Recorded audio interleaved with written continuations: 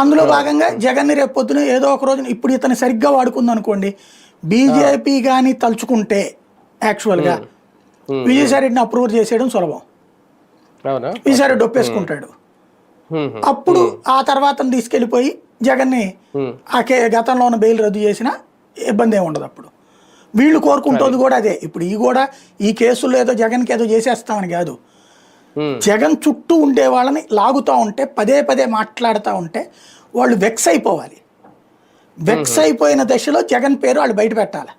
విసిగి వేసారిపోయి మాకేం తెలియదు ఆయన చెప్తే చేసాం అన్నప్పుడు జగన్ని తీసుకెళ్ళాలి. ఇది జగన్కి చేతకాల. చంద్రబాబుని కేసులో పెట్టాలనుకున్నప్పుడు వాళ్ళని పిలిచినప్పుడు వాళ్ళు ఎవరికాళ్ళు చంద్రబాబు అంటే ప్రాణం పెట్టారు. వాళ్ళు నిజంగా చంద్రబాబు ఇంత చేయలేదు వాళ్ళకి.